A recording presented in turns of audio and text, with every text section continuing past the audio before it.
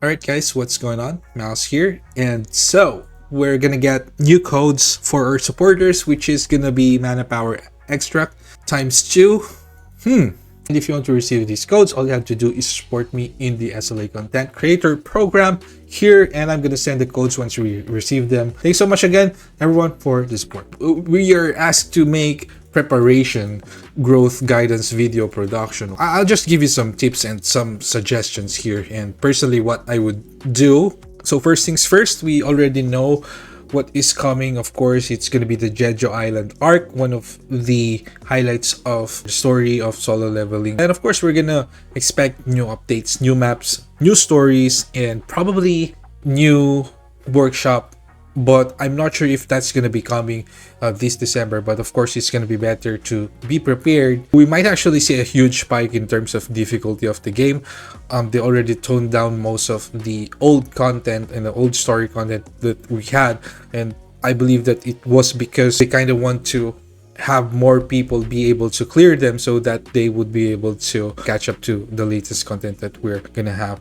But that's just a speculation of mine. I think preparation wise, we actually, it's probably still going to be the same, but of course we might see some changes. For example, anything that is related to total power is still going to be extremely crucial. That's just how the game was designed right now, and I don't think it's going to change anytime soon.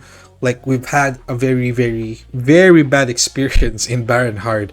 We're in just a slight amount below the recommended total power. Like, it totally messed us up. I really didn't like how they implemented that, because it wasn't the case before in Vulcan Hard, for example. Because in Baron Hard, advancements alone were not enough, strategy was not enough, and all those stuff combined was not enough. Like, we needed to be close to the recommended total power, else it was impossible to finish. But although I think total power is still going to be the king, I have a feeling I don't think we're gonna experience this again this time, because firstly, they probably got a lot of complaints about it, and with the results of the Baron Hard clears, which was relatively slow, they might do some adjustments to that this time around. And secondly, I do believe that the reason why they had to do it was because of the magnifying slashes bug. So they had to make some adjustments to make it more tanky, do a workaround so that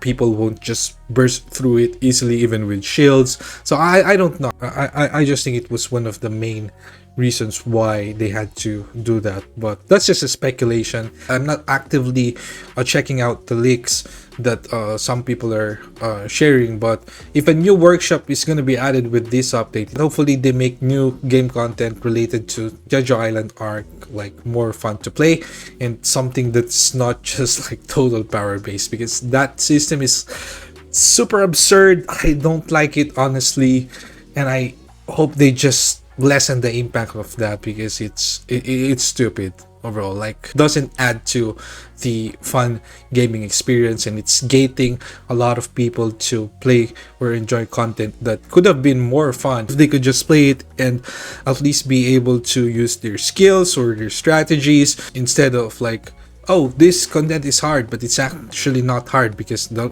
reason it was hard is because they actually worsened the effect of the total power to the combat and the stats and all of those stuff. So I hope they change that this time around. Anyway, already know most of this stuff like shadows, armory, etc. Apart from those, we've got new progression systems like per course. Recently, I'm pretty sure you guys already know a lot of those, and I'll just give you some suggestions or tips on what to do right now. And firstly, I would suggest to focus on just the main units right now. I know a lot of people love like building a lot of different characters, trying them out, but it's not going to be wise to do it right now, because we don't know what's coming, and we have an idea, but we don't know exactly what it's going to be. So for instance, we don't know what element we're gonna need, but I think it's likely gonna be light and fire this time around. I just don't think, like, there's no way they won't make Thomas Andre not one of the stars of the upcoming patch. So make sure to focus your resources only on the meta units that matter, because resources are scarce right now, especially, for example, the growth upgrades. Oh my goodness, it's so hard to upgrade hunters right now to the new upgrades, the red one. Hopefully they give out some of those soon. And also we have the artifacts, and most especially your enchantments from simulation gates, because those things add a lot of total power and a lot of stats. They're limited and you cannot take them back once you use them, so if you're not in a rush right now, might be wise to save them for now. We already got caught off guard this patch with the sudden artifact update, so we gotta be wise now on which artifacts we're gonna keep, and also which artifacts we're gonna use our enchantment scrolls on, because I don't believe that they're not gonna buff other artifacts as well, or they might even release new ones or higher level ones, so we don't know that. So if you're not in a rush to like do something, clear content, reach a high score, I would suggest, although I did not do this personally because I'm trying to get the highest possible scores in the guild boss, I wish I did it that way. But anyway, for you guys, you can save them and use them on what's needed for the upcoming patch. Another thing are the runes and the blessing stones. I actually didn't like that they keep on adding new runes or blessing stones, but because most of them actually I don't believe that they're helpful, especially in terms of end game.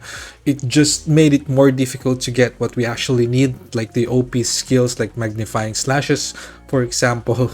So there might be new skills coming along with the patch, finally be stronger, or at least on par with what we have now, because everything in the game, like the damage and clearing content, was mostly like revolving around that's skill alone, even after buffing all the other skills, like not all but most of the other skills. And there's a possibility that they finally would release something that's actually gonna matter. So in that regard, if you're not in a rush, might be better to save your fragments, might be better to save your fusions, because I assume it's gonna be a big patch and might be a turning point in the game where the power creep happens, where everything we had, everything we were using will become less relevant. That's natural, that's normal in a gacha game. It's still a gamble though, because we saved some before and we ended up getting some skills we actually don't need. Like, it's not like they're useless at all. It's not like their effects are not good, and it's just that there's no game content where we can actually utilize them well, and also because of magnifying slashes. Like, we just need that. We get the legendary magnifying slashes and we're done. Like, all contents cleared easily. And also, just to add, one thing they might do is actually to make that rune or skill less relevant by adding like dark resistance to the upcoming game contents, right? So that would make sense, like kind of similar to how they indirectly nerf like units like Alicia by adding the freeze resist. We might see that soon as well. And lastly, of course, it's Christmas and holidays are coming, so we might see a lot of fucking packages, so be prepared for those as well. So yeah, I think that's gonna be it for this video. I'm personally excited for the next patch, and stay tuned for my next video. I'm doing something again right now, so stay tuned for that. And thanks so much for watching, and see you on the next one.